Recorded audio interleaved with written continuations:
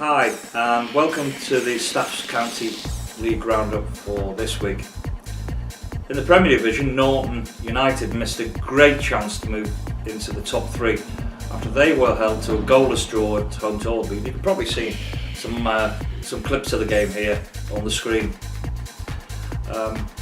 basically from the first half. And while I was there, it was a very even game with few real clear chances. Leaders Woolstanton United extended their lead at the top, however, with a 2-1 win at home to Cheadle.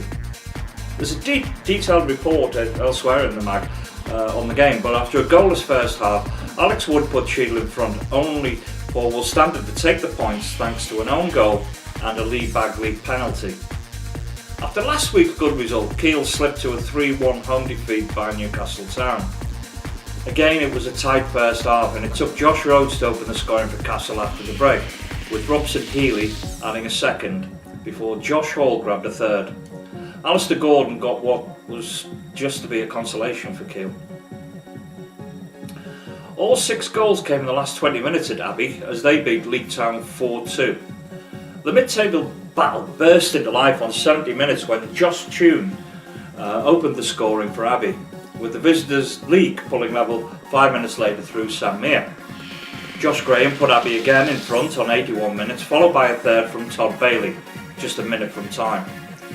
Leek reduced the deficit on 90 minutes when Dwayne Spence scored, but Mark Philcock settled the score from the halfway line straight from the kickoff. Bang, get in. Redgate Clayton, they stayed in touch with the top three after a 2-0 victory at Lowley El Sage at Town. Sean Searle and Ben Rowley did the damage in the first half of Gate, who are now unbeaten in 7 games. Hilton Harriers at the other end of the table eased their relegation worries and dragged Eccleshall into the battle after they came from behind to beat their rivals 3-1. Harriers, who have 4 games in hand of Eccleshall, are now only a point behind. They actually went behind at the break when Wildman put the visitors ahead. Brent Freeman got the scores level in the second half, and then he put the home side in front shortly after with his second. Alex Fowler sealed the win when he made it 3-1. Division 1 leaders Stavenhill suffered a shock defeat as they went down 3-0 at home away at Norton United Reserves. Norton, who still yet could be dragged into a relegation battle, shocked the leaders with a double strike from Tom Broadhurst in the first half and one from Brandon Ford. Second place Knipersley couldn't take advantage of the slip as they too lost to lowly opposition when they went down 2-1 at Hall Heath. Johnson had put Heath ahead in the second half, only for Rowan to level for the visitors. The Knipersley keeper saved a penalty before Mead beat him with the home side's second penalty of the game. MMU must now have a great shout for the title as they came away from Milton United with a 3-1 success. MMU are now just 6 points behind the leaders, but crucially, they've got 5 games in hand. On the mark for MMU were Ant Coyle, Mickey Catamole and James Stafford, while Nick Hall got one back for Milton. Bradwell, who along with MMU also have lots of games in hand on their rivals, they actually lost ground when they were held to a 1-1 draw at Brereton. Rhys Baker put Brereton ahead after the break following good work from Jack Turner, but Bradwell got a share of the points when Scott O'Brien levelled on 66 minutes.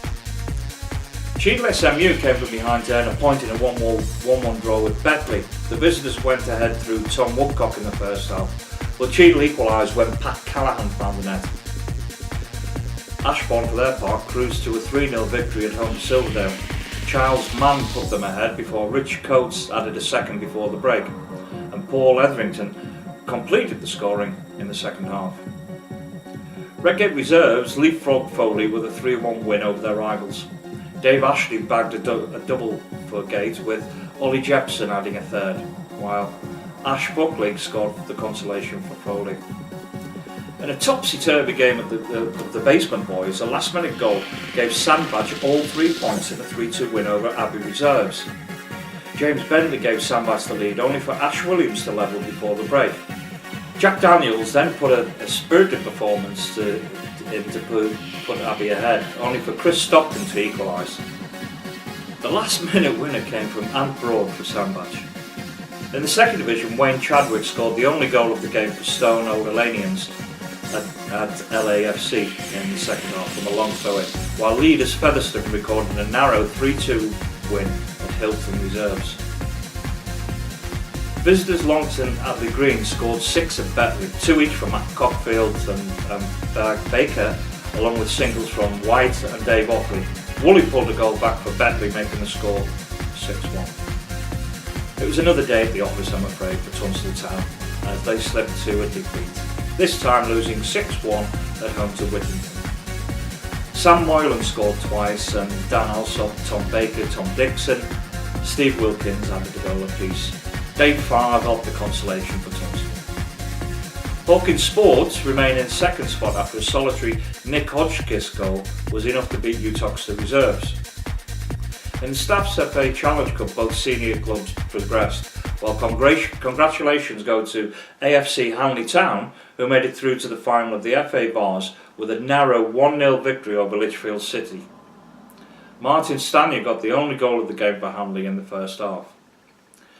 In the Bars, Bawley Green disposed of Wolverhampton Casuals 4-0 thanks to goals from Will Bourne, Martin Baker and a double strike from Mike Keats. An own goal at Woolstanton Reserves for visitors Hanley Town put them ahead in the first half. Mark Grice equalised before the break and added a second soon after. Sean Fuller had the third to see Woolstanton through to the next round. And that is the County League Roundup.